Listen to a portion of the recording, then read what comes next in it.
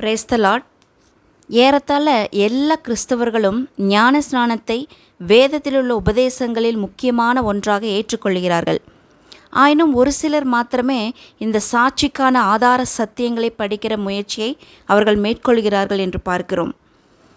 இந்த வீடியோவின் மூலமாக சொல்ல வருகிறது என்னவென்றால், கர்த்தராகிய இயேசு கிறிஸ்துவின் மேலுள்ள நம்முடைய விசுவாசத்தை பகிரங்கமாக அறிவிக்க தேவன் கொடுத்த கட்டளையின் வழிதான் ஞான ஸ்நானம் என்று சொல்லி பார்க்கிறோம். மறுபடியும் பிறந்த அனுபவம் பெற்று ஞானஸ்நான சாட்சியில் பங்கெடுக்க வாஞ்சியுள்ளவர்களாக இருக்கிறவர்களுக்காக இந்த வீடியோ எடுக்கப்பட்டிருக்கிறது. நீங்கள் அப்படிப்பட்ட வாஞ்சியுள்ள நபராக இருந்தீர்களானால் இந்த வீடியோ உங்களுக்கானது தான். இந்த வீடியோவை கேட்டுக்கொண்டிருக்கையிலே நீங்கள் வேதாகமத்தில் உள்ள வாக்கியங்களை, சொல்லப்படுகிற வாக்கியங்களை, வசனங்களை நீங்கள் திறந்து வாசிப்பீர்களானால் அது உங்களுக்கு பேர் உதவியாக இருக்கும். தொடர்ந்து இந்த ஞானஸ்நானத்தை குறித்து நான் வீடியோ போடுகிறேன்.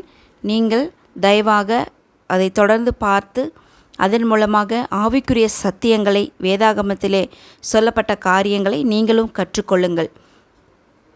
தொடர்ந்து பார்க்கலாம்.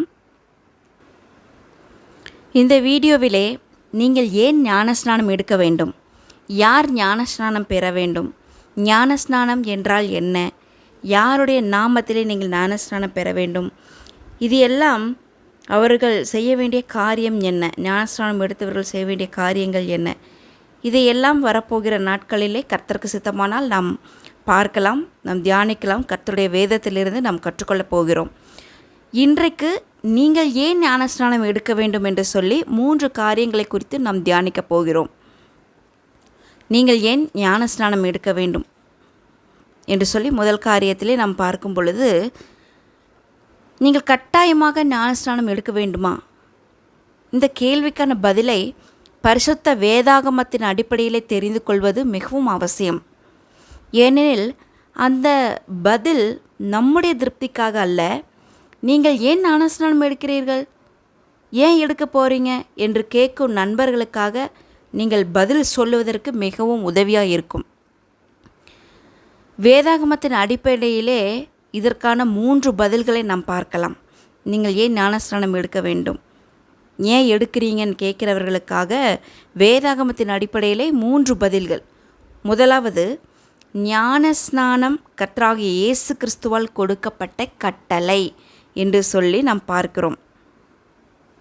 ஞானஸ்நானம் ஏன் எடுக்க வேண்டுமென்றால் கர்த்தராகிய இயேசு கிறிஸ்துவால் கொடுக்கப்பட்ட கட்டளையாக இருக்கிறது என்று சொல்லி முதல் காரியமாக நாம் பார்க்கிறோம். தேவனுடைய இந்த கட்டளை வேதாகமத்திலே 2 இடங்களிலே சொல்லப்பட்டிருக்கிறது.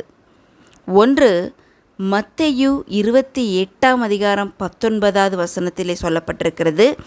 மற்றொரு வசனமான மார்க்கு சுசேஷம் 16வது அதிகாரம் 16வது வசனத்திலே சொல்லப்பட்டிருக்கிறது. இந்த 2 இடங்களிலே தேவனுடைய கட்டளை என்று சொல்லி நாம் பார்க்கிறோம். ஒரு காரியத்தை நாம் ஞாபகம் வைத்துக்கொள்வது மிகவும் அவசியமாக இருக்கிறது. தேவனுடைய குமாரனாகிய கர்த்தராகிய இயேசு கிறிஸ்து மாத்திரமே இந்த உலகத்திலும் வரப்போகிற உலகத்திலும் எல்லா அதிகாரமும் உடையவர். அவருடைய கட்டளை குறித்து சந்தேகம் எழுப்பவோ எதிர்கேள்வி கேட்கவோ எவருக்கும் அதிகாரம் இல்லை. நீங்கள் ஞானஸ்நானம் எடுத்து அவருக்கு கீழ்ப்படியும் போது நீங்கள் ஆண்டவராகிய இயேசு கிறிஸ்துவின் அதிகாரத்தை ஒப்புக்கொண்டு அவரே எல்லாவற்றுக்கும் மேலான தேவன் என்பதை தெரிவிக்கிறீர்கள். இதுதான் நாம் பார்த்த முதலாவது காரியம். 3வது காரியமாக, நீங்கள் ஏன் ஞானஸ்நானம் எடுக்க வேண்டும் என்று சொல்லி கேட்கிற நபர்களுக்கு 2வது பதிலாக நீங்கள் என்ன சொல்ல வேண்டும் என்றால், இயேசு கிறிஸ்துவானவரே ஞானஸ்நானம் எடுத்தார் என்று சொல்லி நாம் பார்க்கிறோம். இயேசு கிறிஸ்துவானவரே ஞானஸ்நானம் எடுத்தார். இது 2வது பதில். நீங்கள் ஞானஸ்நானம் எடுப்பதற்கான 2வது காரணம்தான் இது. ஆண்டவராக இயேசு கிறிஸ்து தாமே ஞானஸ்நானம் எடுத்ததின் மூலமாக நமக்கு முன்மாதிரியை வைத்து போனார் என்று சொல்லி நாம் பார்க்கிறோம். மத்தேயு 3ஆம் அதிகாரத்திலே 13லிருந்து 15 வரைக்குமான வசனங்களை நீங்கள் வாசித்தால் தெரியும். எடுத்து வாசித்து பாருங்கள். அவர் எல்லாவற்றுக்கும் மேலான தேவன். எந்த பாவமும் இல்லாதவர் என்றாலும் கூட அவர் தம்மைத்தாமே தாழ்த்தி ஞானஸ்நானத்துக்கு தம்மை ஒப்புவித்தார் என்று பார்க்கிறோம். இந்த வீடியோவை கேட்டுக்கொண்டிருக்கிற நீங்களும் கூட அவருடைய அடிச்சுவடுகளை பின்பற்ற வேண்டுமென உங்களை வேண்டுகிறார். அன்பான சகோதரனே, சகோதரியே, உங்கள் ஆண்டவரும் எஜமானனுமான அவரே ஞானஸ்நானத்தில் கீழ்ப்படிந்தார் என்றால் நீங்கள் கீழ்ப்பட வேண்டியது எத்தனை அவசியமாக இருக்கிறது?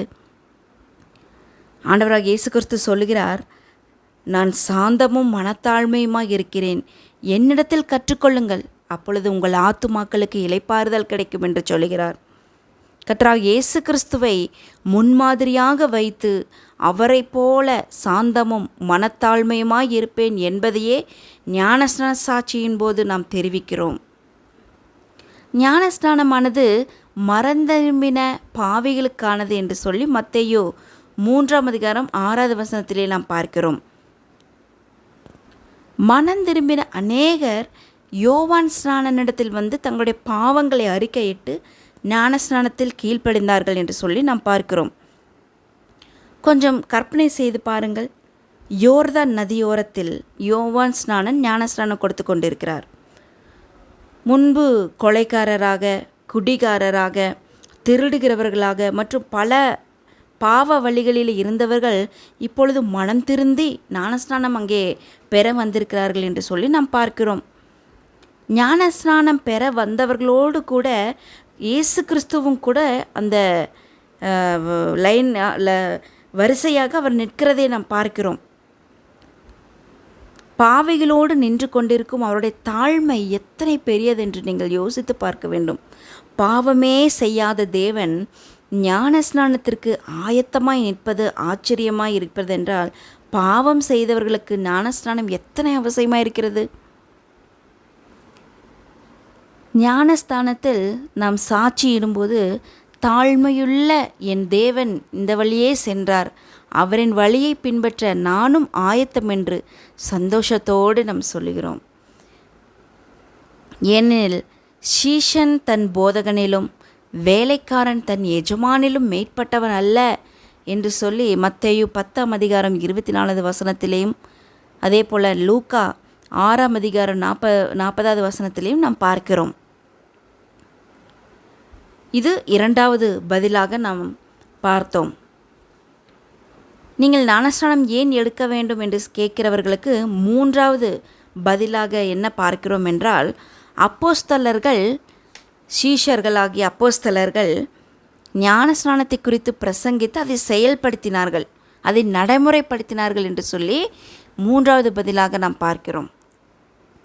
நீங்கள் ஞானஸ்நானம் எடுப்பதற்கான மூன்றாவது காரணம்தான் இந்த இப்பொழுது பார்க்கிற காரியம்.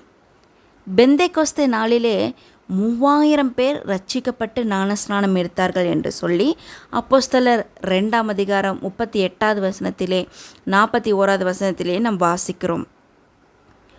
அப்போஸ்தலனாகிய பவுலே ஞானஸ்நானத்தில் கீழ்ப்படிந்தார் என்று அப்போஸ்தலர் 9:18 நாம் வாசிக்கிறோம். அதே போல் இந்த ஞானஸ்நானத்தினுடைய ஞானமான அர்த்தங்களை எல்லாம் ரோமர் 6 நீங்கள் வாசித்தால் அதை இன்னும் பவுல் அப்போஸ்தலன் அந்த இடத்திலே விளக்கி சொல்லுகிறார். ரோமர் 3:5 வரையான வசனங்களிலே அவர் விளக்கமாக சொல்லுகிறதை நாம் பார்க்கிறோம்.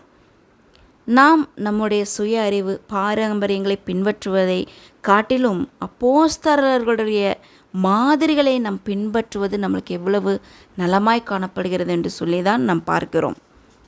நீங்கள் ஏன் ஞானஸ்நானம் எடுக்கிறீர்கள், ஏன் எடுக்கப் போகிறீர்கள், எதுக்கு எடுத்தீங்க அப்படி கேட்குற நண்பர்களுக்கு இந்த 3 பதில்களை தைரியத்தோடு கூட நீங்கள் வசனத்தின் மூலமாக வேதாகமத்தின் காட்டி நீங்கள் தைரியமாக சொல்ல முடியும். முதல் காரியம், கர்த்தராகிய இயேசு கிறிஸ்துவானவரே அவராலே கொடுக்கப்பட்ட கட்டளை தான் இந்த ஞானஸ்நானம். இரண்டாவது, கர்த்தராகிய இயேசு கிறிஸ்துவானவரே ஞானஸ்நானம் எடுத்தார் என்று சொல்லி பார்க்கிறோம். மூன்றாவது, அப்போஸ்தலர்கள் ஞானஸ்நானத்தை குறித்து அவர்கள் பிரசங்கித்து அதை நடைமுறைப்படுத்தினார்கள் என்று சொல்லி நாம் பார்க்கிறோம். தொடர்ந்து நாம் இந்த ஞானஸ்நானத்தை குறித்து கர்த்தர் சித்தமினால் வீடியோவின் மூலமாக சில சத்தியங்களை நாம் தியானிக்கப் போகிறோம். தயவாக இந்த வீடியோ முழுவதுமாக நீங்கள் பார்க்கும் பொழுது கர்த்தர் தாமே நிச்சயமாக உங்களுக்கு அநேக சத்தியங்களை விளக்கி காண்பிப்பார். ஞானஸ்நானை குறித்ததான புரிதல் சத்தியம் உங்களுக்கு கர்த்தராகி பரிசுத்த ஆவியானவர் தாமே உங்கள் அனைவரோடும் கூட பேசுவாராக. ஆமேன். ஆமேன்.